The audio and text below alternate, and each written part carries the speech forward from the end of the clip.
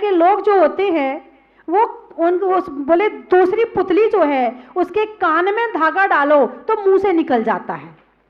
तो दूसरे तरह के लोग ऐसे होते हैं, वो प्रवचन कान से सुनते हैं और मुंह से निकाल देते हैं। अब मान लो महिलाओं ने प्रवचन सुना, घर गई, घर जाकर पतिदेव आए, भोजन कर रहे हैं, अब उन्होंने कहना अरे आज माता जी ने प्रवचन में ये कहा था, आज माता जी ने प्रवचन में ये कहा था, आज टीवी में भी देखा हो तो माता जी ने प्रवचन में ऐसा बताया था, ऐसा बताया था, ये बहुत अच्छा लगा, ये बहुत अच्छा लगा। आचरण में कुछ नहीं आया, आचरण में कुछ नहीं आया। उसकी कीमत थोड़ी सी तो बढ़ गई, 99% उसकी कीमत बढ़ गई, वो 100 रुपये की हो गई वो पुतली। भैया ये तीसरी पुतली का क्या महत्व है? बोले ये जो तीसरी पुतली है इसके कान में धागा डालो सीधे पेट में चला जाता है, इसलिए इसकी कीमत 1000 रुपये की है। संसार में जो तीसरे तरह के लोग होते हैं वो कान से प्रवचन सुनते हैं और जीवन में उतार लेते हैं। उन्हें लगता है कि नहीं, यदि हम ऐसा सुना है हमने, उसे जब तक जीवन में उतारेंगे नहीं तब तक हमारा जीवन सफल होने वाला नहीं है। वो चर्चा नहीं करते हैं, वो आचरण करते हैं। वो मात्र बोलते नहीं है, बोलने के काम के नहीं, वो करके दिखाते हैं। कुछ लोग बोलते ज़्यादा हैं, करते कम हैं, और कुछ लोग करते ज़्यादा हैं, बोलते कम हैं। वो कहा जाता ना, कुछ गरजते हैं मगर बरसते नहीं हैं, और कहते कुछ बरसते हैं मगर गरजते नहीं हैं। तो ऐसे लोग जो 1000 रुपये वाले होते हैं, ये बोल के नहीं दिखाते हैं, ये करके दिखाते हैं, ये जीवन में आचरण में उतारते हैं। यदि माता जी ने ऐसा कहा है, निश्चित ही कोई अच्छी बात है और हमें इसका पालन करना चाहिए, तो उनकी कीमत बोलो ना 1000 रुपये की हो जाती है। थर्मामीटर लगाओ लगाओ लगाओ, लग गया? मैं पूछूंगी नहीं आपसे आप कितने वाले हैं।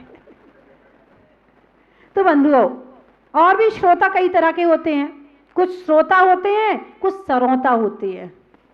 श्रोता, श्रोत कर्णेंद्री, श्रोत कहते हैं कर्णेंद्री को, और श्रोता कहते हैं कान से अच्छी अच्छी बातों को सुनने वाले को। जो अच्छी बातों को सुनने में ध्यान लगाता है उसे श्रोता कहते हैं। और एक होते हैं सरोता, जो सरोता जानते हो, सुपारी काटने के काम आता है, और भी चीज कर जो चाहो काट लो, सुपारी तो एक निमित्त है, काटने की चीज कुछ भी काट सकते हैं। तो और भी श्रोता होते, एक होते हैं मिट्टी के समान। मिट्टी के समान श्रोता कैसे होते हैं? नगर में साधु आए, शहर में साधु आए, खूब भक्ति करी, प्रवचन सुनने गए, प्रवचन सुनने के बाद अरे वाह माता जी ने बताया ऐसा, जरूर ऐसा करना है। जब तक साधु संत रहे बिल्कुल मुलायम हो गए और वैसे ही करने लगे, जैसा कहा था वैसे ही करने लगे। जैसे साधु संत गए, धीरे धीरे संसार की हवा लगी, वापस कड़े हो गए। जैसे मिट्टी होती है, मिट्टी में पानी डालो तो मुलायम हो जाती है, और पानी ना डालो तो सूख के कड़ी हो जाती है। तो कुछ श्रोता मिट्टी के समान होते हैं, कुछ श्रोता छलनी के समान होते हैं। छलनी जानते हो हैं? जो छान छान के, जो यहाँ की अच्छी अच्छी बातों को छान के यहीं छोड़ जाते हैं, और यहाँ की जो थोड़ा बहुत गड़बड़ दिखेगा वो यहाँ से ले जाते हैं और वहाँ बाहर बांट देते हैं ले जा करके। वो छलनी के समान होते हैं। उनने यहाँ से तत्व प्राप्त नहीं किया है, ऊपर की जो प्राप्त नहीं करना था, फेंकना था जिसको, वो इकट्ठा करके ले गए। कुछ श्रोता होते हैं जोंक के समान। जोंक जानते हो? जोंक गाय के थन में चिपके तो दूध नहीं पीती है, क्या पीती है? खून पीती है। ऐसे जो श्रोता होते हैं जोंक के समान, वो यहां से अब आप समझ जाओ, मुझे कुछ कहना ना पड़े, आप समझदार हैं? इसी तरह से कुछ श्रोता होते हैं गाय के समान। गाय जहां बांध दो वहां बन जाएगी, जो दे दो वो खा लेगी, और जहां बिठा दो वहीं बैठ जाएगी। तो जैसा कह दो वैसा कर लेते हैं। कुछ श्रोता ऐसे होते हैं। तो इस तरह से और भी भेद है। 14 प्रकार के श्रोता होते हैं, मुझे शायद पूरे याद नहीं आ रहे, 14 प्रकार के लिखे हैं शास्त्रों में। तो छलनी के समान, जोंक के समान, गाय के समान, मिट्टी के समान, एक होते तोता के समान। जो रटा दिया वो रट लिया, बस इससे आगे नहीं जाते हैं वो। जितनी पूजा रटी है बस उसके भाव में अंदर नहीं घुसना है। पूजा तो रट गई है, भक्तांबर भी रट गया है, पार्षद स्तोत्र भी रट गया है, शब्द भी बोल रहे हैं। जैसे तोता होता है, तोता कहता है राम राम राम राम राम, मगर राम को जानता नहीं है राम कौन है, इनके अंदर क्या गुण है, इनका नाम क्यों ले रहे हैं, इनका नाम लेने से क्या होता है। वो तोता के समान होते, नाम तो लेते हैं मगर पता नहीं है कि क्यों ले रहे, किसका ले रहे, इनके अंदर क्या गुण है, वो तोता के समान होते हैं। तो इस तरह से कुछ श्रोता मैंने आपको बताए। इन श्रोताओं में भी आप अपने आप को देख लेना, आप कौन से वाले श्रोता हैं। एक होते बगुला के समान, दिखने में ऐसे लगेंगे कि इनसे बड़ा भगत नहीं, बिल्कुल आते ही ऐसा लगेगा भगवान के चरणों में ओ हो, बस ऐसा लगेगा कि बिल्कुल वास्तव में इससे बड़ा भगत दुनिया में मिलने वाला नहीं है। मगर वो बगुला के समान होता है, उसके ऊपर कुछ और होता है और अंदर कुछ और होता है। एक होता है हंस के समान, हंस को यदि आप दूध दो तो वो पानी पानी छोड़ देगा और दूध दूध ले लेगा। तो जो हंस के समान श्रोता हैं वो यहाँ से मोती मोती लेके चले जाते हैं और पानी पानी छोड़ के चले जाते हैं। और मुझे चलो याद आएगा तो बताऊंगी। इस तरह से श्रोता, सरोता, अच्छे श्रोता, और एक होते सोता। सोता जबकि जब प्रवचन में बैठते हैं बड़ी अच्छी नींद आती है।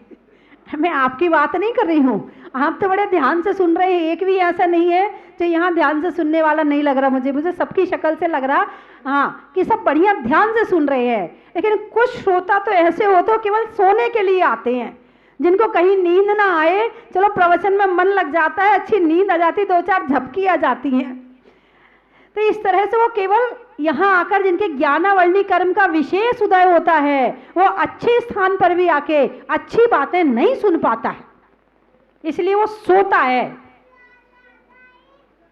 तो बंधुओं, कर्मों के उदय से इतना सब कुछ मिल गया, अच्छी इंद्रियां मिल गई, दिमाग मिल गया, जैन कुल मिल गया, देवशास्त्र गुरु का समागम मिल गया, अतिशयकारी भगवान मिल गए।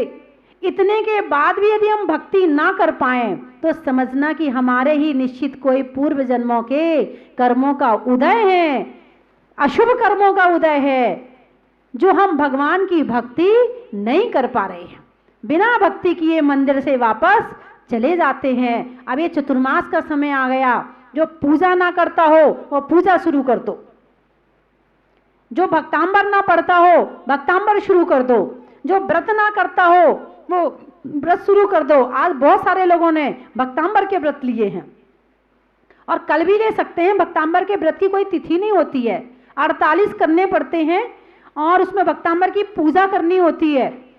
इस तरह से भक्तांबर के 48 व्रत आप कभी भी कर सकते हैं। आदिनाथ भगवान की माला फेरें और व्रत करें। आज बहुत सारे लोगों ने लिया, कल चाहे तो कल भी ले सकते हैं, लेकिन अपने जीवन में कोई ना कोई व्रत जरूर करना चाहिए।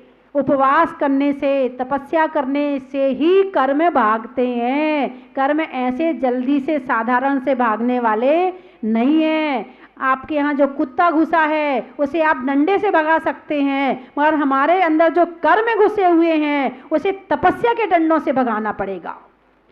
वो डंडा कितना कैड़ा होता है, जब कुत्ते को पड़ता है ना तभी भागता है वो। उसको कितनी चोट लगती, इतनी चोट हमें कर्मों पर मारनी पड़ेगी तब हमारे कर्म भागेंगे। ये ऐसे भागने वाले नहीं है, वरना ये बिना फल दिए नहीं जाएंगे। इसीलिए कर्मों को भगाने के लिए धर्म ध्यान अति अति अति आवश्यक है। हम अच्छे श्रोता बने, अच्छे भावों से सुने। सम्यक दर्शन के जो प्राप्त होने के कारण हैं उनमें एक बड़ा जबरदस्त और प्रमुख कारण गुरु उपदेश है। गुरु उपदेश, गुरु के उपदेश से सम्यक दर्शन की प्राप्ति होती है। भगवान महावीर सिंह की पर्याय में थे, शेर की पर्याय में थे ना। कहां से उनका आगे बढ़ना शुरू हुआ, उनका उत्थान कहां से शुरू हुआ? गुरुओं के उपदेश से। सुनने वाला श्रोता शेर, वो भी मनुष्य नहीं था, एक था, और सुनाने वाले 2 मुनिराज थे और सुधर गया। सुनाने वाले 2 मुनिराज थे, सुनने वाला एक था, वो सुधर गए और ऐसा उत्थान हुआ, वहां सम्यक दर्शन की प्राप्ति करी, अणुव्रत लिए, मांसाहार छोड़ा, वहां से उन्होंने श्रावक के व्रतों को पालन करना शुरू किया और वो एक दिन शेर भगवान महावीर बन गया गुरु के उपदेश से।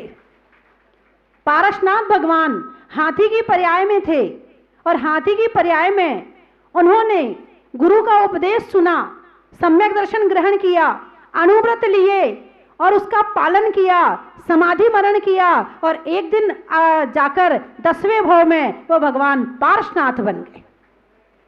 जरूरी नहीं कि इसी जन्म से ही कल्याण हो जाएगा, इस एक जन्म नहीं लगेंगे। इन कर्मों को काटने के लिए एक जन्म काफी नहीं है, कई जन्म कर्म काटने पड़ेंगे, तब कहीं जाके मोक्ष की प्राप्ति होगी। कोई एक आदि उदाहरण आता है कि सीधे निगोद से निकले और मोक्ष में चले गए, बाकी उदाहरण नहीं आते हैं। भरत चक्रवर्ती को कर्मों को काटने में 16 भव लग गए थे, 16 भव से मुनि बनते आ रहे थे, तब कहीं जाके 16वें भव में उन्हें मोक्ष की प्राप्ति हुई थी।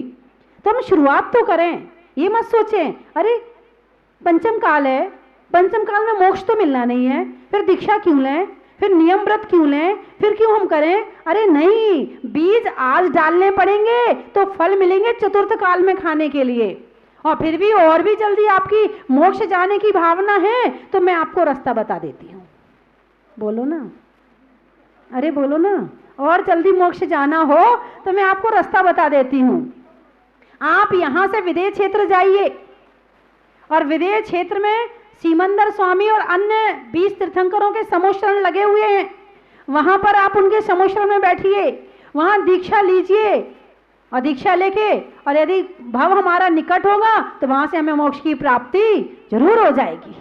जल्दी जाना हो तो ये रास्ता है, और आराम से जाना हो तो यही चतुर्थ काल आएगा, पंचम, छठे के बाद में फिर पंचम, फिर चतुर्थ आएगा, तब चले जाना। अब ये भी हमारे हाथ में नहीं, पुरुषार्थ हमारे हाथ में है, फल हमारे हाथ में नहीं है। पुरुषार्थ करना, मेहनत करना वो हमारे हाथ में है। कल भी मैंने बताया था, भाव ना हो तो भी धर्म करना चाहिए। क्यों? क्योंकि आज बिना भाव के कर रहे हैं तो कल ऐसा समय आएगा कि भाव लग जाएगा। हमारे पास दिया है, तेल है, बाती है तो ज्योति मिल सकती है, और हम दिया, तेल, बाती ही ना रखें तो ज्योति कहां से मिलेगी। हमने संस्कार ही नहीं डाले अपने अंदर में, अपने वचनों को संस्कार नहीं दिए, अपने हृदय को संस्कार नहीं दिए, तो ज्योति कहां से जलेगी। हमें शरीर को मंदिर में लाना पड़ेगा, वचनों से प्रभु का नाम लेना पड़ेगा, तो भावों में ज्योति कब जल जाए पता नहीं है। दीपक, बाती, तेल तैयार रखो, ज्योति कब मिलेगी ये हमें पता नहीं है।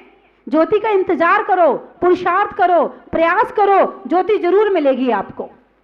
तो इस तरह से धर्म ध्यान करते हुए ही हमारा ये जन्म सफल हो सकता है, सम्यक दर्शन की प्राप्ति हो सकती है। वरना जैसे हमने सारे भाव पूरे किए हैं, भाव पूरे कर रहे ना, एक कुत्ता है, कुत्ता बना, मर गया, फिर वो अगला जन्म पाया, बिल्ली बना, मर गया, फिर वो अगले जन्म में गया, फिर चूहा बना, वो मर गया। एक एक जन्म पूरे होते जा रहे हैं और कुछ भी काम नहीं हो रहा है। जन्म पूरे होते जा रहे हैं और काम नहीं हो रहा है, धर्म पुरुषार्थ नहीं हो रहा है, केवल 3 पुरुषार्थ चल रहे हैं। कौन कौन से हैं? अर्थ तो खैर उसमें है नहीं, तिरंज गति में काम पुरुषार्थ चल रहा है, और 4 संज्ञाएं हैं। 4 संज्ञाओं में से भोजन, आहार, भय, मैथुन, परिग्रह, चारों संज्ञाएं, आहार, भय, मैथुन और परिग्रह, ये चारों संज्ञाएं हर गति में मिल जाएंगी। छोड़ने का पुरुषार्थ केवल मनुष्य गति में है, छोड़ने का पुरुषार्थ केवल मनुष्य गति में है। और यदि हमने अभी नहीं छोड़ा तो जैसे कुत्ता बिल्ली अपने भाव पूरे कर रहे हैं, वैसे हमने भी अपना एक भाव पूरा कर लिया और चले गए। जितनी देर आप यहाँ बैठे, जितनी देर आपने प्रवचन सुने, आपका मन पवित्र हुआ, आपका मन विशुद्ध हुआ, आपके परिणामों में शांति आई, कहीं ना कहीं ये बात याद, 100 में से एक बात भी याद रह गई, सफल हो गया प्रवचन सुनना, एक प्रवचन आपका सफल हो गया। अम्मा आपको यदि पार्श्वनाथ भगवान की माला फेरनी है, ओम ह्रीम श्री पार्श्वनाथ जिनेन्द्राय नमः, भगवान पार्श्वनाथ को याद करते हुए ओम ह्रीम श्री पार्श्वनाथ जिनेन्द्राय नमः, ओम ह्रीम हम श्री पार्श्वनाथ जिनेन्द्र, भगवान पार्श्वनाथ याद आ रहे हैं, सामने बैठे हैं भगवान पार्श्वनाथ। आपको जहां के भी भगवान पार्श्वनाथ याद आ रहे हैं, आप उनको सामने लाते जाएं, उनको नमस्कार करके और माला फेरते जाएं। इस तरह आप एक माला भगवान पार्श्वनाथ की फेरी, आपने पार्श्वनाथ भगवान के दर्शन कर लिए।